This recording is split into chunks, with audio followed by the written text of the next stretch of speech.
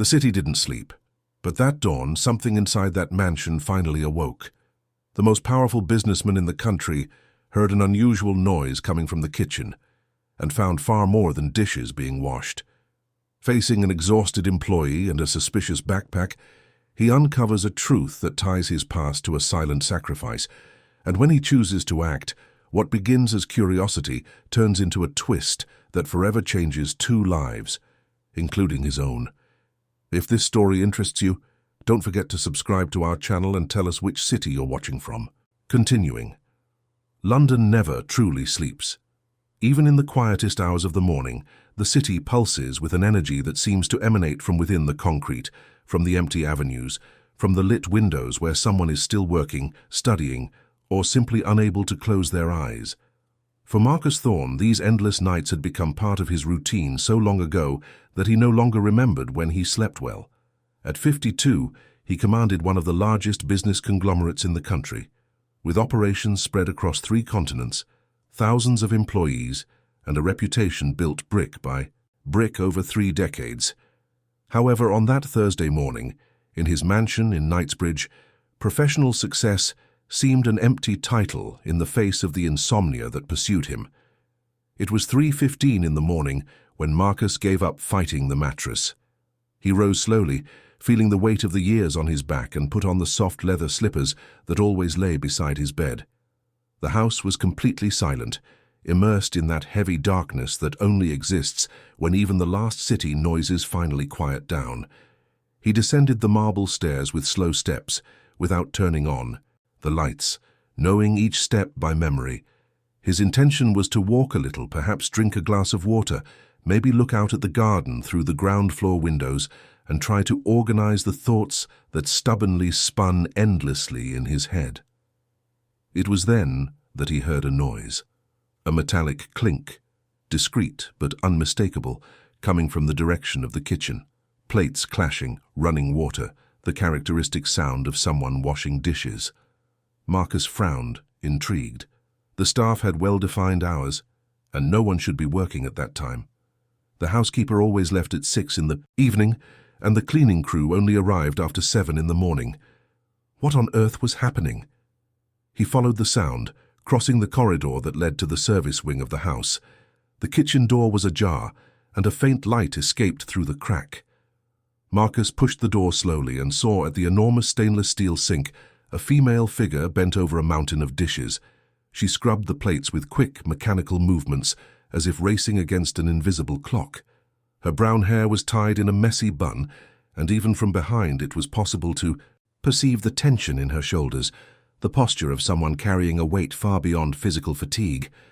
Beatrice Carter was 23, but at that moment she looked as if she had lived twice that. Her eyes were red, her hands irritated by the hot water and strong detergent. When she sensed someone's presence in the kitchen, she turned around, startled, almost dropping a glass.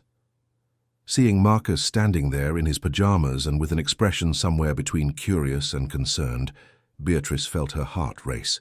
"Mr. Thorne, I'm sorry, I didn't mean to wake you," she said quickly, drying her hands on her wet apron. "I was just getting a head start on some work, you know. Tomorrow there's that lunch and the team gets overwhelmed." Marcus observed the scene carefully. There was something strange about that explanation.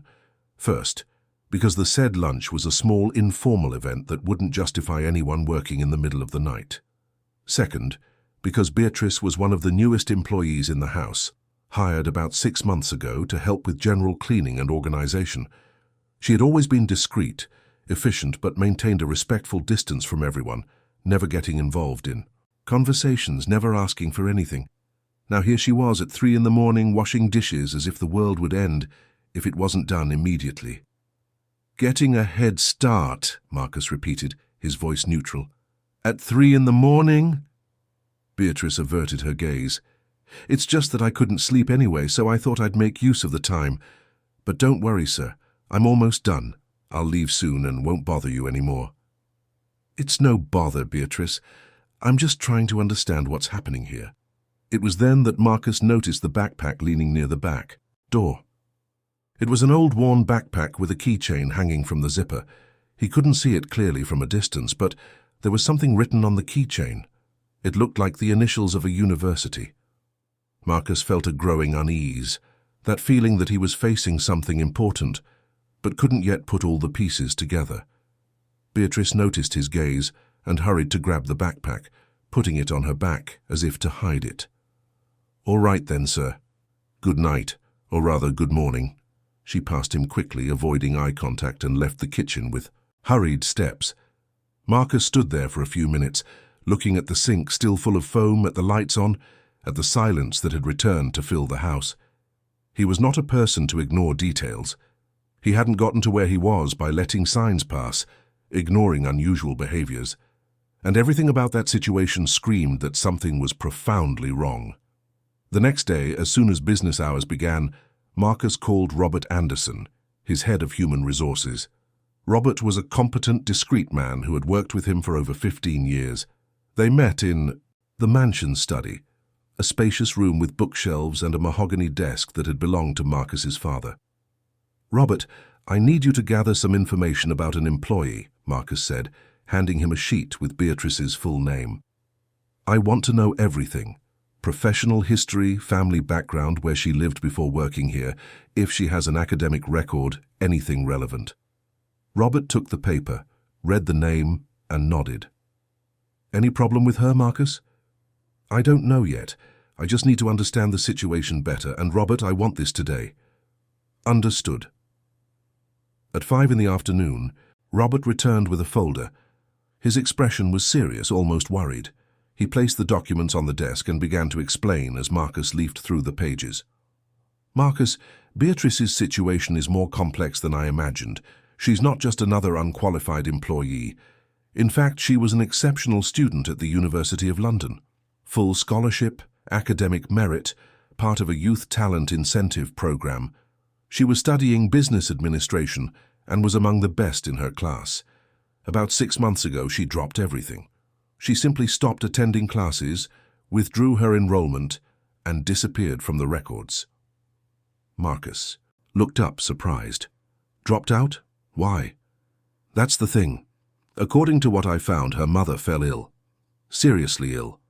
Some health problem that requires continuous treatment, expensive medications, and private clinic care. Her mother is unable to work, and there's no one else in the family. Her father passed away many years ago, and Beatrice is an only child.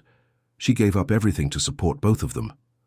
Marcus closed his eyes for a moment, processing the information. He knew too well the feeling of having to make impossible choices, of carrying responsibilities too heavy for one person's shoulders. He continued to leaf through the folder until an old photograph caught his attention.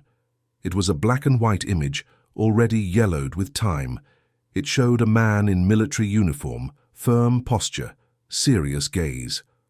"Who is this?" Marcus asked, pointing to the photo. Robert consulted his notes.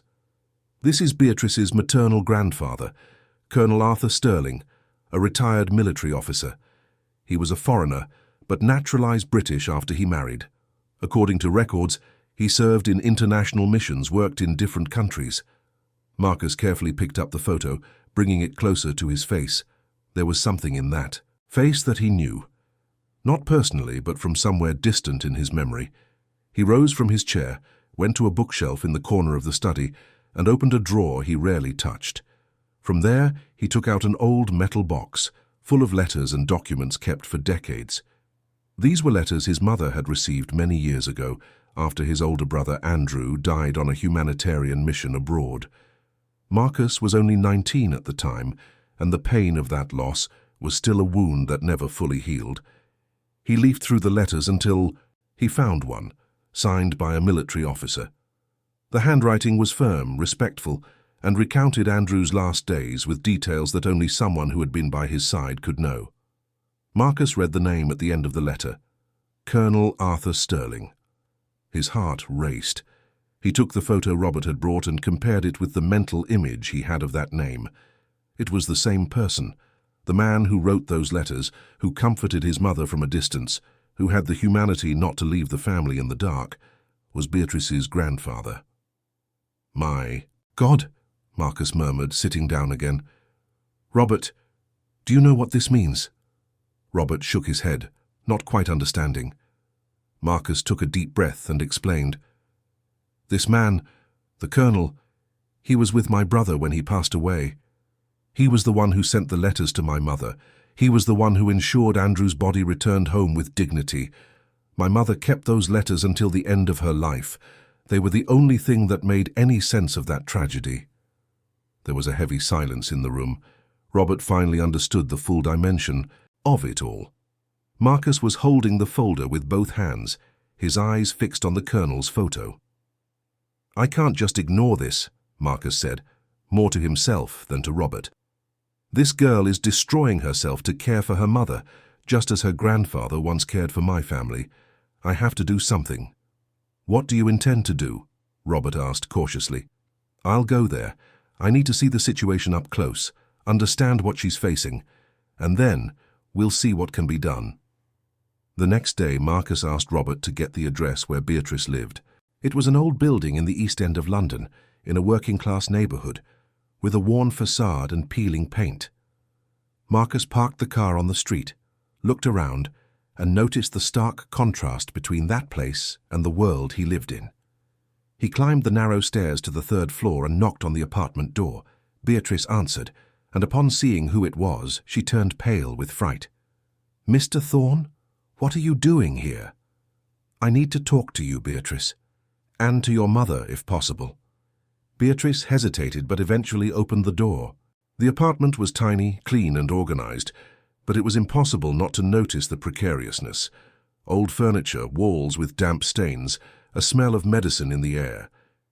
In the small living room, sitting in a worn armchair, was Mrs. Helen, Beatrice's mother.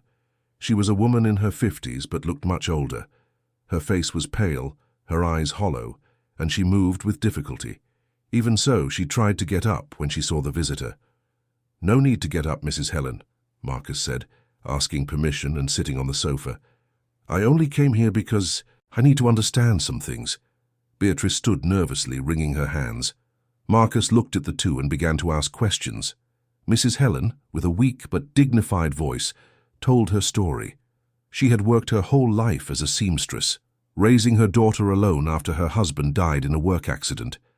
Beatrice had always been a brilliant student, earning a university scholarship, and Mrs. Helen was proud to say that her daughter would be the first in the family to graduate. But then came the illness. First there were pains she ignored, then tests that showed something serious. Treatment through the public system was too slow, the queues endless, and she was getting worse quickly. Beatrice, desperate, began looking for work to pay for a private clinic. That's when she got the job at Mr. Thorne's mansion. "And you dropped out of university because of this?" Marcus asked, looking at Beatrice. She nodded, her eyes welling up. "I had no choice, sir. My mother needed me. The scholarship money wasn't enough to pay for the treatment, and I couldn't let her suffer without doing anything." Mrs. Helen interrupted, her voice choked. "I told her not to do it. I told her I would be fine, that she should think about her future. But Bea is stubborn, always has been. She doesn't listen to me." Marcus felt a pang in his chest. He saw in those two women a reflection of something he knew well: silent sacrifice, hidden pain, the strength of those who have no option but to keep going. He stayed there for almost an hour, listening, asking questions, understanding every detail. When he finally stood up to leave, he looked at Beatrice with a determination she had never seen before. "I'm going to sort this out, Beatrice. I don't know how yet, but I will. Mr. Thorne, we can't accept charity. We don't want to be a burden." "It's not charity, Beatrice, it's justice, and I'll explain it better another time." He left the apartment with his head full of thoughts. In the car, before starting the engine, Marcus took out his phone and called Robert. "First thing tomorrow, I want you in my office. We're going to put together a plan. We're going to take care of Beatrice's mother's treatment. We're going to resolve her financial situation, and we're going to do whatever it takes to get her back to studying." "Marcus, are you sure about this?" "I am, Robert. More sure than about any business deal I've ever closed in my life." As he hung up, Marcus looked out the car window at the building where Beatrice lived. He didn't know all the details of how it would work yet, but one thing was clear in his mind. For the first time in a long time, he had a real chance to make a difference in someone's life, and this time, he wasn't going to let it pass. In the following days, Marcus. Thorne moved with a determination he hadn't expected to feel himself. It was as if, after years of navigating on autopilot, commanding meetings, signing contracts, and making decisions that moved millions, he had finally found something that truly mattered, something that stirred a part of him that had been dormant for a long time. Robert Anderson compiled a comprehensive report on Beatrice and Mrs. Helen's situation, and what he discovered was even more serious than Marcus imagined. The clinic where Mrs. Helen was on the waiting list charged exorbitant fees, yet still didn't guarantee immediate treatment. Beatrice had been paying a monthly fee just to keep her mother on the list, unsure when she would actually receive treatment. Furthermore, the medications Mrs. Helen needed consumed almost all of her daughter's salary. The apartment rent was 3 months overdue, and the landlord had already threatened eviction. To make matters worse, Robert discovered something that left Marcus indignant. Beatrice had been working overtime at the mansion, often arriving before her shift and leaving after, but never accepted additional payment for it. In the internal documents there were records where she signed waivers for overtime, classifying her extra effort as voluntary work. A supervisor, whom Marcus barely knew, had approved it without question, gladly accepting the free labor. "This is absurd, Robert," Marcus said, banging his hand on the table. "How could anyone in my company let this happen? How did no one realize that an employee is killing herself working and not accepting the payment that is her right?" Robert sighed. "Marcus, the company is huge. There are many people, many departments. Sometimes these things go unnoticed, especially when the person herself doesn't complain. Beatrice has always been discreet, never asked for anything, never complained about anything. To the supervisors, she was just another efficient employee. Well, it won't be like that anymore. I want you to call that supervisor in for a meeting. I want explanations, and I also want you to check if there's anyone else in this situation. If there is, fix it. No one in my company will work for free, especially not because they're desperate." Marcus also asked Robert to contact the clinic where Mrs. Helen was awaiting treatment. He wanted the treatment to begin immediately, and he was willing to cover all costs. The clinic, knowing who was making the request, made space in their schedule, without delay. After all, the name Marcus Thorne opened doors anywhere in London, but Marcus made sure to make it clear. He didn't want Beatrice to know where the money was coming from, at least not yet. He knew she had pride, that she wouldn't accept it easily, and he needed to find the right way to talk to her about it. Meanwhile, Beatrice continued her exhaustive routine. In addition to working at the mansion, she had found a second job at a night cafe in the Oxford Street area. It was a small place somewhat hidden in an arcade that operated late into the night, serving the bohemian crowd of the area. Beatrice started at 10 at night and left at 4 in the morning, then took a crowded bus to the mansion in Knightsbridge to begin her morning shift. She slept, at most, 3 hours a day. Her hollow eyes, deep dark circles, and pale skin betrayed her state. But she didn't complain. She didn't ask for help. She just kept going, day after day, as if that were the only possible path. It was Robert who discovered the second job. He was reviewing Beatrice's documents when he noticed that the delivery address for an old payslip was different from the apartment where she lived. Curious, he investigated and found it was the cafe's address. Robert went there one night, disguised, and saw Beatrice working. She waited tables, cleaned counters, washed glasses, all with the same mechanical dedication of someone at the limit of their strength, but unable to stop. The manager of the place, a short, grim-faced man, treated employees harshly, shouting orders and complaining about any mistake. Robert saw him reprimand Beatrice in front of everyone because she had taken an extra minute to bring an order. She lowered her head, apologized, and returned to work. Robert called Marcus as soon as he left the cafe. "Marcus, you need to see this. The situation is worse than we thought. She's working 2 jobs, practically without sleep, and the guy who runs the cafe is an exploiter. He treats employees like trash." Marcus felt his anger rise. "Where is this cafe?" "On Oxford Street. But Marcus, you're not going to do anything rash, are you?" "I am. Tomorrow night I'll go there, and you're coming with me." The next night, Marcus and Robert parked in front of the arcade where the cafe was located. It was almost 2 in the morning and business was slow. They went in and sat at a table in the corner. Beatrice was behind the counter, organizing cups. When she saw Marcus, she froze. Her face went white, and she looked around desperately as if searching for an escape. The manager noticed the tension and approached. "Any problem here?" he asked, looking suspiciously at Marcus. "No problem," Marcus replied, without taking his eyes off Beatrice. "I just came to pick up my employee. She's leaving now." "What do you mean, leaving?" "She still has 2 hours on her shift. If she leaves early, she's fired." Marcus slowly stood up, and his presence filled the room. He was tall, broad-shouldered, and had a demeanor that commanded respect without needing words. He looked at the manager with a coldness that made the man take a step back. "She won't finish her shift, and she won't ever come back here. Consider that she's resigning now." The manager tried to assert himself. "Look here, I don't know who you think you are, but I'm in charge here. The girl has a contract. She can't just leave like that." Robert also stood up and took a business card from his pocket, handing it to the manager. The man read it, and his expression changed immediately. The card bore Marcus's company name, and anyone in London recognized that brand. "If you try to create any problems for this young woman, you'll have to deal with me and an army of lawyers. Is that clear?" The manager swallowed hard and nodded, yes. Beatrice, still standing behind the counter, was trembling. She took off her apron, grabbed her backpack and walked to Marcus, her eyes full of suppressed tears. "Mr. Thorne, I need this job. I need the money." "You don't need it anymore, Beatrice. Let's talk in the car." They left the cafe and got into Marcus's car. Beatrice sat in the back seat, hugging her backpack, and began to cry softly. Marcus, from the front seat, waited a few minutes before speaking. Robert remained silent, respecting the moment. "Beatrice, I know everything. I know you dropped out of university. I know your mother is sick.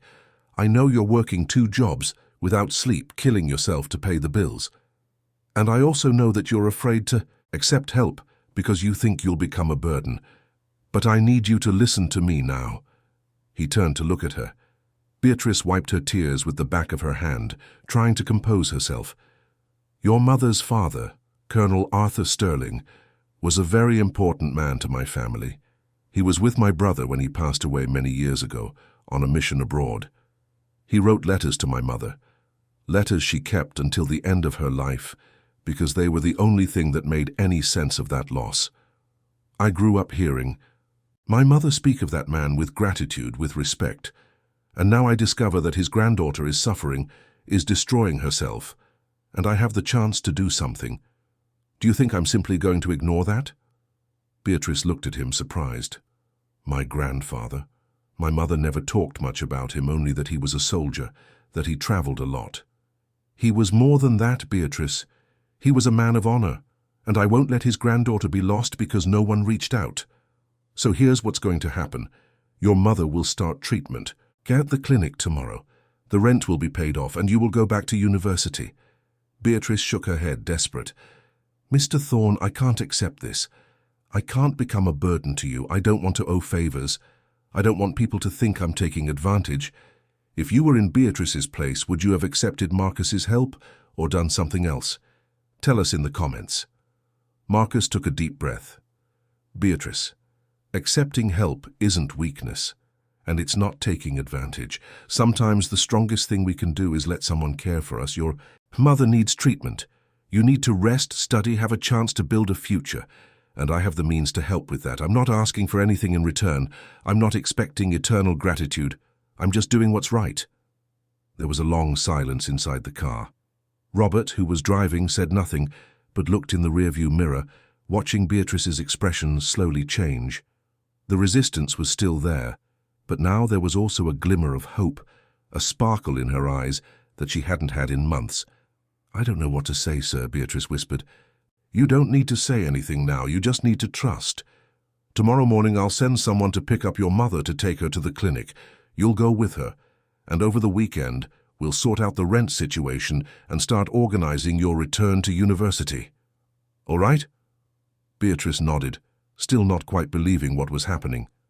When the car stopped in front of the building where she lived, she slowly got out, turned to Marcus and said, her voice choked, "Thank you, Mr. Thorne, thank you so much." He just nodded, and the car drove off, leaving Beatrice there, alone on the empty street with a strange mix of relief and fear. Fear that it was too good to be true, fear that something would go wrong, fear of not being worthy of that help. But for the first time in a long time, she also felt something she had forgotten: hope. The next morning, Mrs. Helen was taken to the clinic in a private car sent by Marcus. Beatrice went with her, holding her mother's hand throughout the journey. The clinic was a spacious, clean place with well-kept gardens and an attentive staff. When they were received at the reception, the secretary treated Mrs. Helen with a care they were not used to receiving. There were no queues, no endless waiting.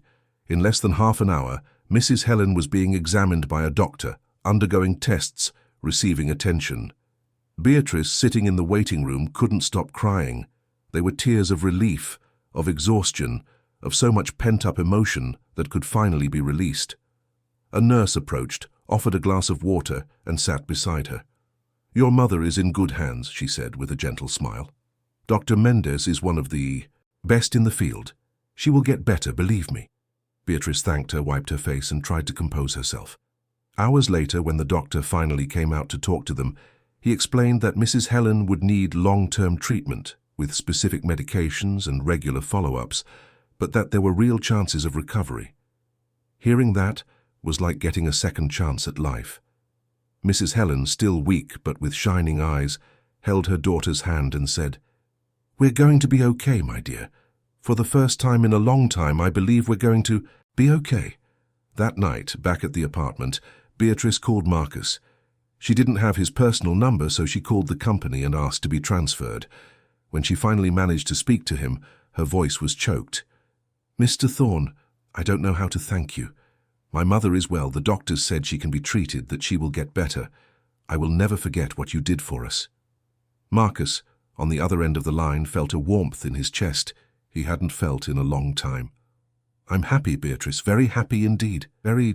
And remember, this is just the beginning. Next week we'll start sorting out the rest." In the following days, Marcus kept every promise. The overdue rent was paid, and the apartment owner, who had previously threatened eviction, suddenly became extremely solicitous. Marcus also contacted the University of London, explaining Beatrice's situation and asking for an opportunity for her to return to her studies. The university, which had records of her excellent performance, agreed to reopen her enrollment, provided Beatrice completed some formal procedures and took leveling exams. Marcus offered to cover any costs related to her studies, but made it clear that Beatrice should keep her job at the company in a lighter position, with reduced hours so that she would have time to study and care for her mother. Beatrice, still insecure, accepted everything with a mix of gratitude and fear. She was afraid of not being able to keep up with classes after such a long break, afraid of disappointing Marcus, afraid that everything would collapse suddenly. But she also knew she couldn't waste this chance. For the first time in a long time, she had a real opportunity to rebuild her life, and she wasn't going to let it pass. The following weeks brought changes Beatrice never imagined possible. Mrs. Helen was responding well to treatment at the clinic, regaining color in her face, recovering her strength, and smiling again in a way her daughter hadn't seen in months. Consultations were regular, doctors attentive, and for the first time in a long time, a horizon of real hope was unfolding for both of them. Beatrice accompanied every session, every exam, every conversation with the doctors, and felt as if she was watching her mother slowly come back to life. The weight she carried on her shoulders began to lessen, and she could breathe differently, lighter, less suffocating. Marcus kept his word in every detail. Beatrice was reallocated within the company, moving from the cleaning team to a light administrative role with reduced hours and maintained salary. She worked from 9 in the morning until 2 in the afternoon, which gave her time to go to the university in the evening and still visit her mother at the clinic whenever necessary. At first, some employees found the change strange, whispered in the corridors, speculated about favoritism. But Robert Anderson, with the authority of someone who knew the whole story, made it clear in a meeting with supervisors that this decision came directly from Marcus Thorne and was not open to discussion. Anyone who had a problem with it could look for another job. Beatrice, however, still carried deep insecurity. She felt indebted, as if she owed something impossible to repay, and this made her uncomfortable. No matter how much Marcus repeated that he expected nothing in return, she couldn't shake the feeling that she was being a burden, that she was taking advantage of a situation that was, deep down, the result of a past tragedy. She worked, with redoubled dedication, always arriving early, always offering to help with any task, always avoiding any mistakes. She was afraid of disappointing him, afraid that he would realize he had made a mistake in helping her. It was Robert who noticed the tension in her and decided to talk. He called her for an informal meeting in his office, offered her coffee, and got straight to the point. "Beatrice, you're killing yourself again. In a different way, but you are. You stay late every day, you offer to do everything, you don't accept help from anyone. Why do you do that?" She looked at her coffee cup, unsure what to answer. "I just want to show that I deserve to be here, you know. I want people to see that I'm not here just because Mr. Thorne felt sorry for me." Robert sighed. "Beatrice, nobody here feels sorry for you, and you don't need to prove anything to anyone. Marcus helped you because he saw in you someone who deserves a chance, and he doesn't usually make mistakes in those judgments. So relax, do your job well, but stop trying to be perfect all the time. You're human, you can make mistakes, you can ask for help, you can have a bad day, okay?" She smiled for the first time in weeks, a genuine smile. "I'll try, Robert. I promise I'll try." At the university, the return was harder than Beatrice expected.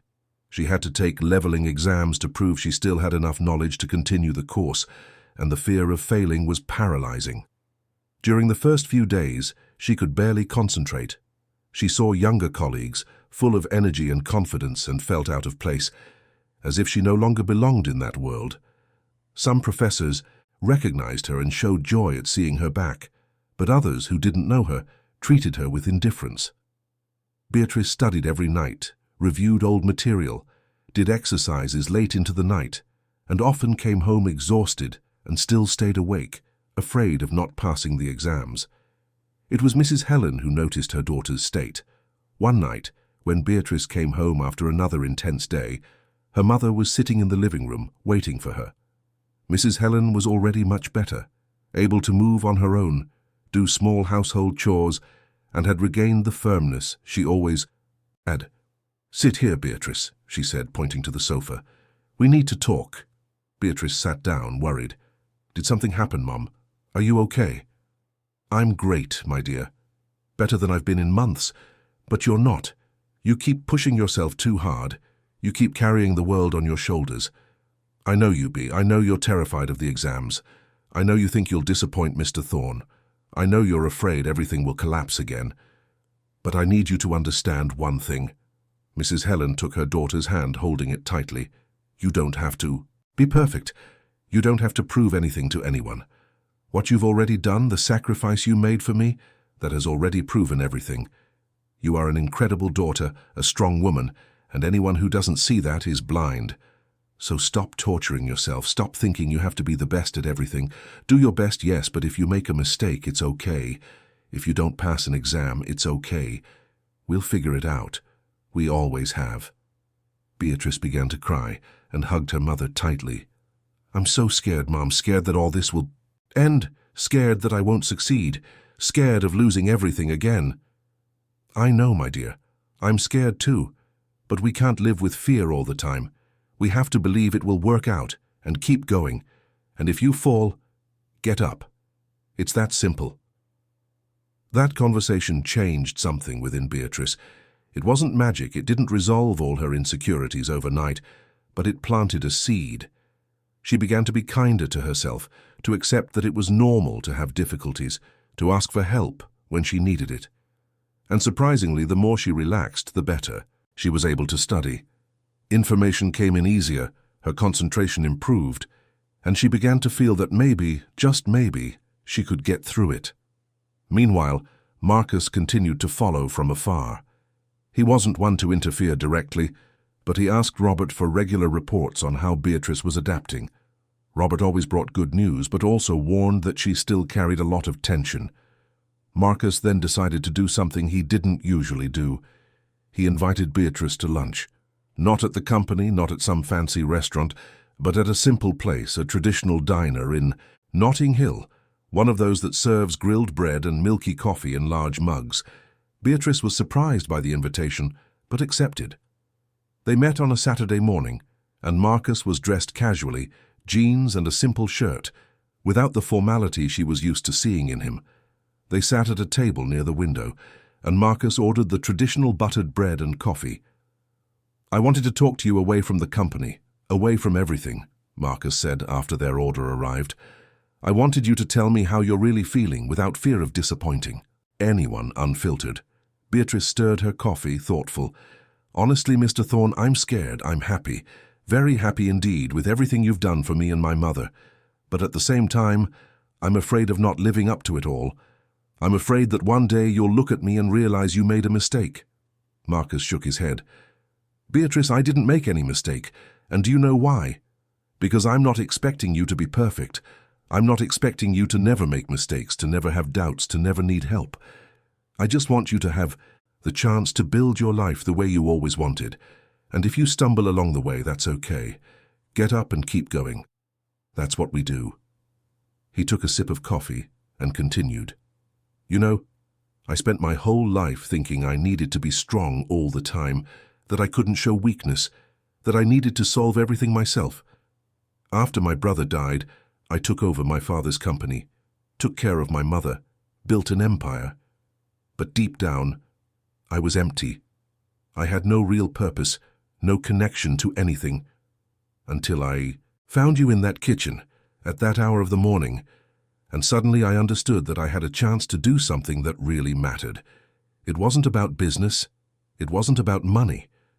It was about being human, and it was you who gave me that chance, Beatrice. So actually, I'm the one who's indebted to you." Beatrice was silent, processing those words.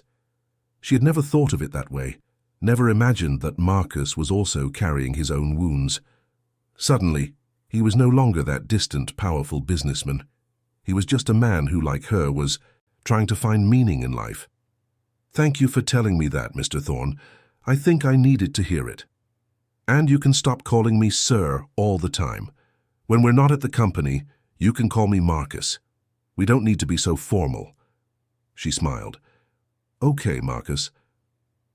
They spent the rest of the morning talking, not about work, not about obligations, but about life, about dreams, about fears and hopes.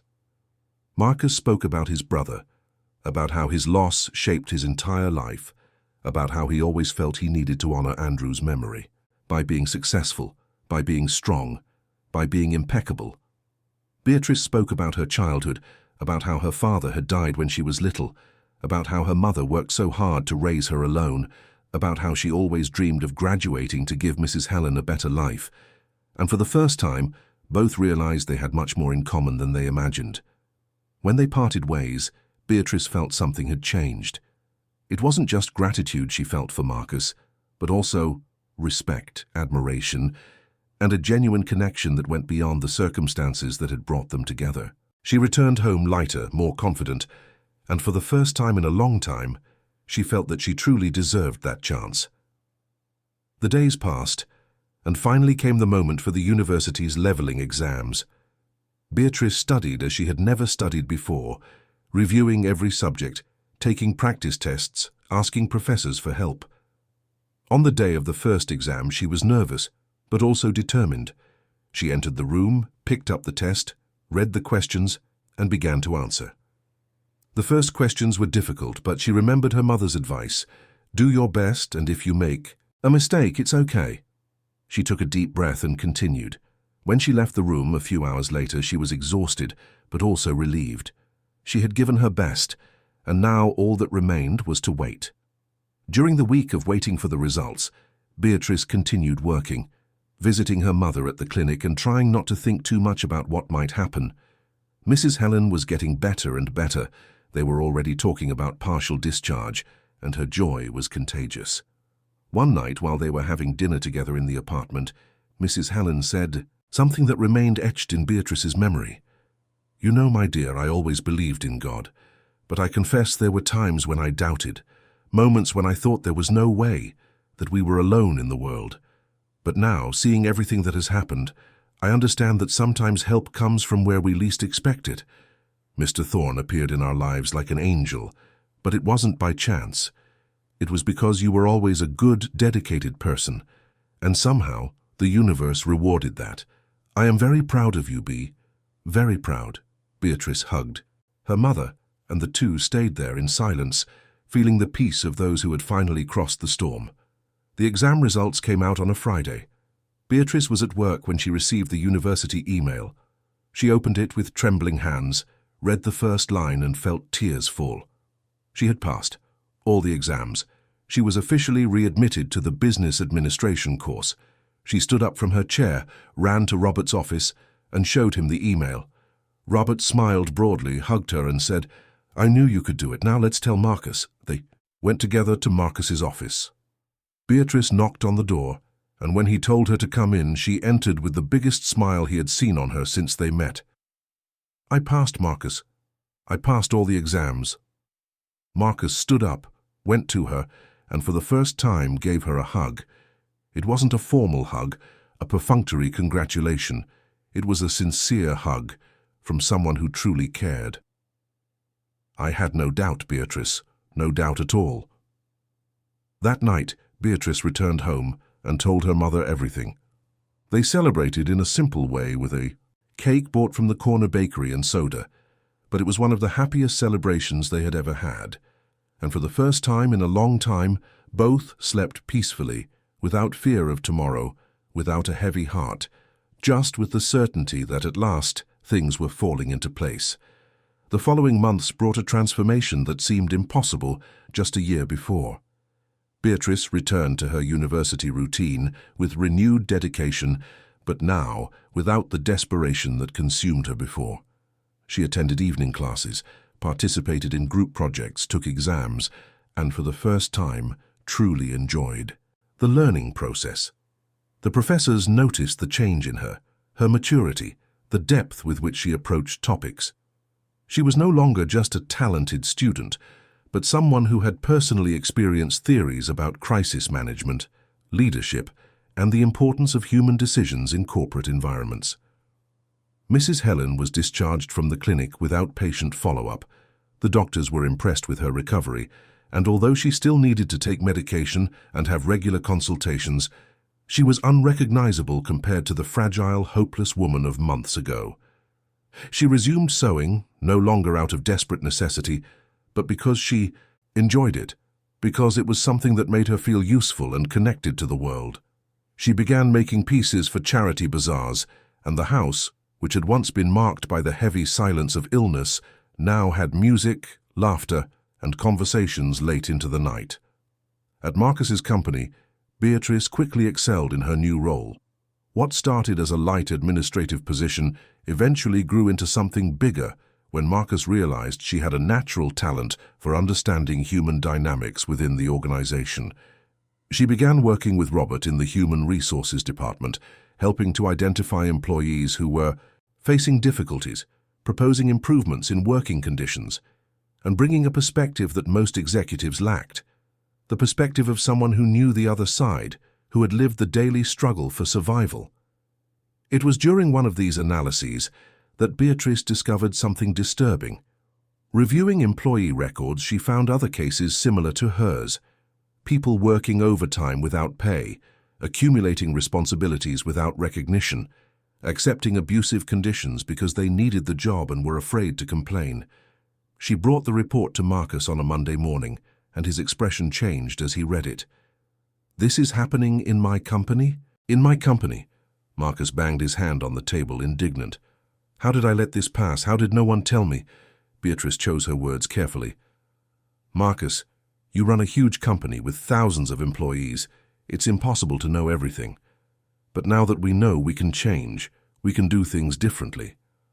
Marcus looked at her and saw in her eyes the same determination he had seen that morning in the kitchen. "You're right, and that's exactly what we're going to do. Put together a proposal, Beatrice, a complete proposal for restructuring our work policies. want every employee in this company to be treated with dignity. I want complaint channels that work. I want supervisors who are human. I want no one else to have to choose between their own health and their job." Beatrice worked day and night on the proposal with the help of Robert and a team of consultants. They interviewed employees, listened to stories, identified structural problems, and put together a comprehensive plan that included everything from changes in employment contracts to psychological and financial support programs. When the proposal was ready, Marcus called a meeting with all the company directors. The conference room was full, and many of those present weren't sure why they had been called. Marcus began the presentation by talking about his own story, about the brother he lost, about how that loss shaped everything he became. He spoke about Colonel Arthur Sterling, about the letters that brought solace to his mother, and about how decades later he had the chance to repay that kindness by helping that man's granddaughter. The room was in absolute silence, and some directors seemed uncomfortable, unsure where this was leading. And it was in this process that I discovered something that deeply shames me, Marcus continued. I discovered that in my own company people were being exploited, were working without receiving what was due, were giving up their own dignity because they thought they had no choice. And I cannot allow this to continue. Not after everything I've learned from this story. So starting today, we are going to implement profound changes in how we treat our employees. He handed the floor to Beatrice, who presented the proposal with a clarity and passion that impressed everyone. She spoke with first-hand knowledge, cited real cases without exposing names, and showed how small changes could have enormous impacts on people's lives. When she finished, there was a moment of silence, and then some directors began to ask questions. Some were skeptical, thinking it would be too expensive, that it would hurt productivity. But Marcus was firm. "I'm not asking for opinions on whether we're going to do this or not. I'm saying we are going to do it. And if anyone here thinks that treating people with dignity is too expensive, you can look for a job elsewhere. Here, things are going to change." The proposal was approved, and in the following months, the company underwent a profound cultural transformation. Employees who once lived in fear of speaking up began to feel heard. Working conditions improved, salaries were adjusted, and an environment was created where people felt they were more than just numbers on a spreadsheet. Beatrice's story, though not publicly disclosed, spread through the corridors, and she became a respected figure, someone who represented the possibility of real change. In parallel, the relationship between Marcus and Beatrice transformed. It was no longer just gratitude on one side and generosity on the other. It was a genuine friendship, built on mutual respect, sincere conversations, and the understanding that both had wounds that were, little by little, healing. Marcus, who had previously lived in self-important solitude, surrounded by luxury but empty inside, began to feel connected again. Beatrice, who had once carried the world alone on her shoulders, learned that asking for and accepting help was not a sign of weakness, but of courage. One afternoon, a few months later, Marcus invited Beatrice and Mrs. Helen to dinner at his house. It wasn't a formal dinner with waiters and an elaborate menu. It was something simple, prepared by the housekeeper herself with their help, and the table was set in the kitchen, that same kitchen where it all began. As they ate, Mrs. Helen, who had a simple yet wise way of speaking, looked at Marcus and said, "Mr. Thorne, I don't know if I've said this properly, but thank you. Thank you for looking at my daughter that morning and seeing more than just an employee. Thank you for caring. You saved us, both of us." Marcus shook his head, his eyes watering. "I didn't save anyone, Mrs. Helen. I just did what was right. And actually it was Beatrice who saved me. I was living an empty life without true purpose. It was she who showed me what really matters." Beatrice held her mother's hand with one hand and Marcus's with the other. "We saved each other then, and now we move forward together." The university semester ended with Beatrice among the best students in her class. She managed to balance work, studies, and caring for her mother in a way that seemed impossible before, but now felt natural. Some college colleagues approached her, curious about how she managed everything, and Beatrice began to share her story, not with vain pride, but with the humility of someone who knows she survived because she received help at the right time. One of these colleagues, a young man named Philip, who also worked while studying, opened up about his own difficulties. Beatrice listened attentively and, inspired by Marcus's example, decided to help. She spoke with Robert, who managed to secure a position at the company for Philip under dignified conditions with flexible hours. When Philip found out, he couldn't hold back his tears. And so the cycle continued, one person helping another, multiplying the kindness they had received. Marcus, upon learning what Beatrice had done, smiled. "You learned quickly, Beatrice.